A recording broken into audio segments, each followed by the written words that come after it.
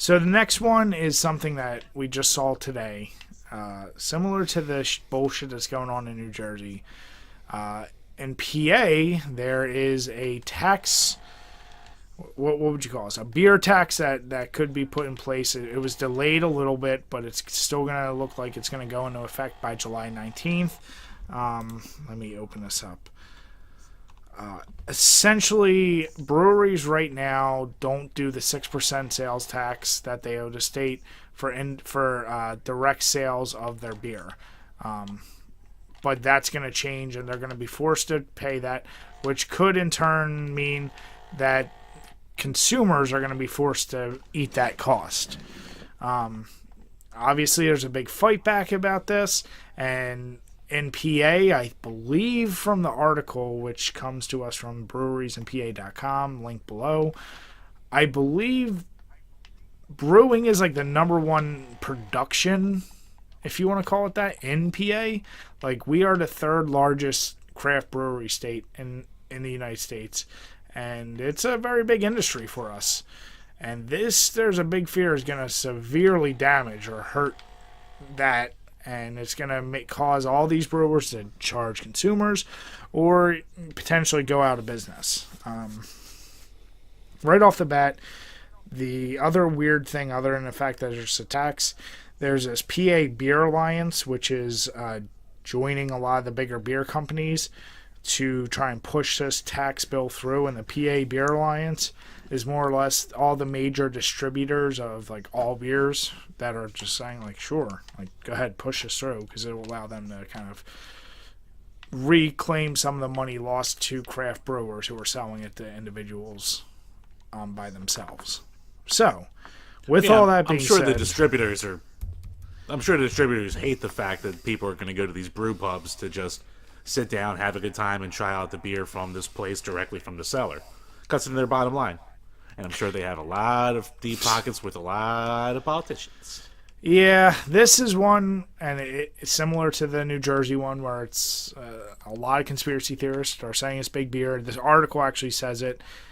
I don't doubt it, but the way this sounds, because it is pretty substantial how much craft brewers are making. Now, there is a part of me, of course, that says, man, when you have something that's this big, and I said New Jersey has 88 brewers, PA has an ass ton, like well over 200 or 300. I forget how many. But there's a lot, and there's a lot that do ridiculously well.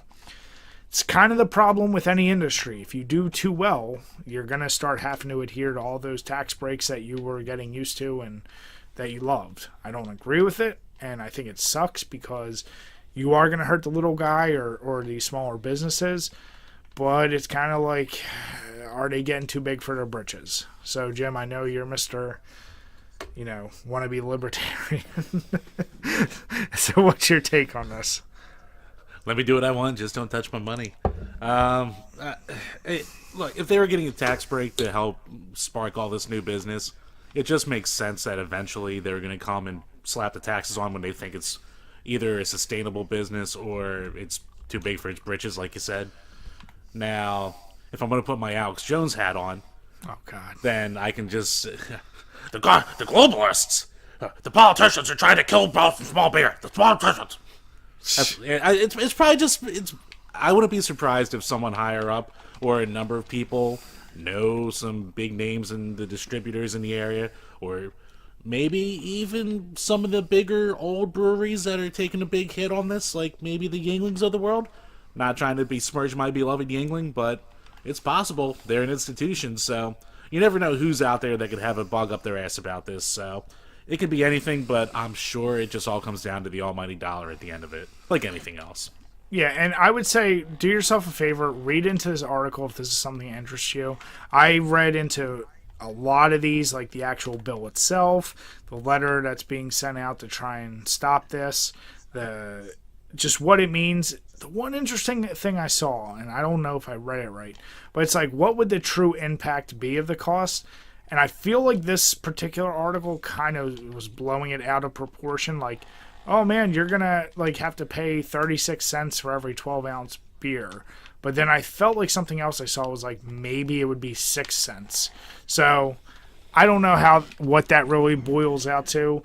I'll be honest, if a beer is 6 cents or 36 cents more, that's not going to make me all of a sudden stop going to a brewery that I really like.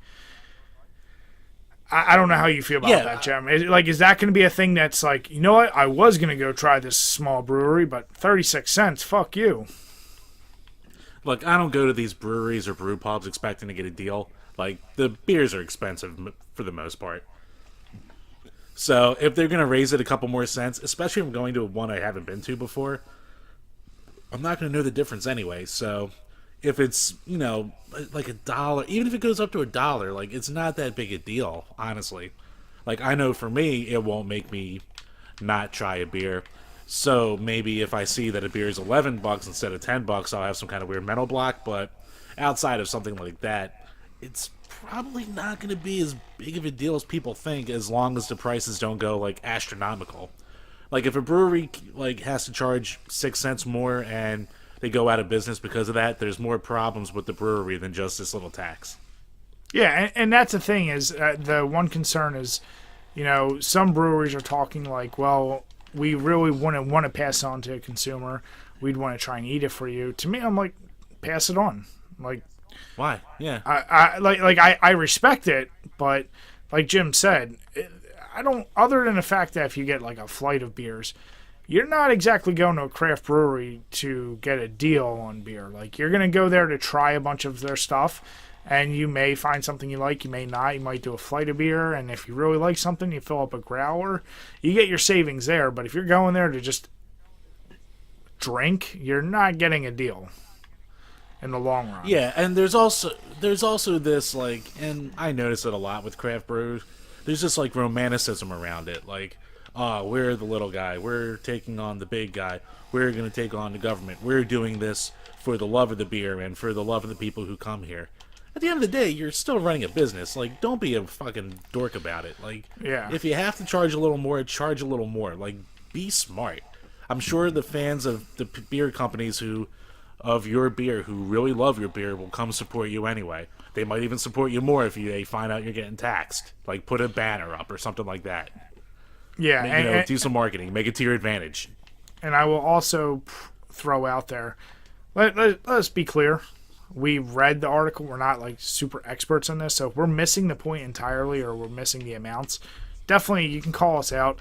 But the thing I do want to say is that, how am I going to put this? If it truly is a situation that would affect these brewers from being able to open or whatever, I'm all about competition. I'm all about free market that allows you to do what you want to do.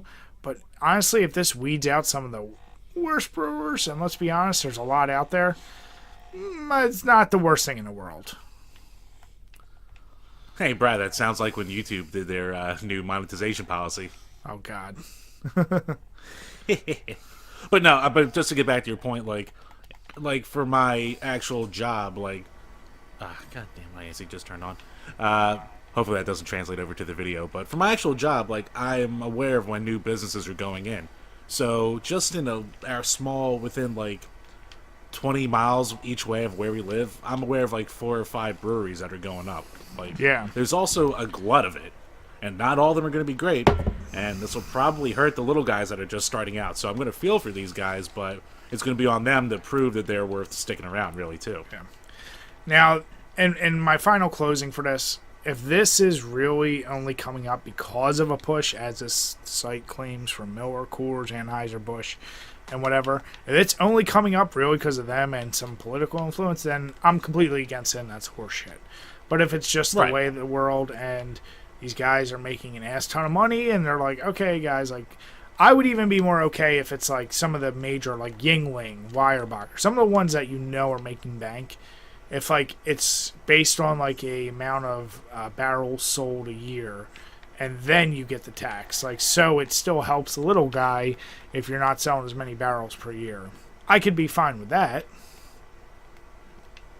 So. Yeah, I'd be fine with that as well. I don't know. It's probably something shady, but even not so much shady. Politics in general sucks, so. if it's a new rule that's coming down from some politician, I'm probably gonna be against it no matter what.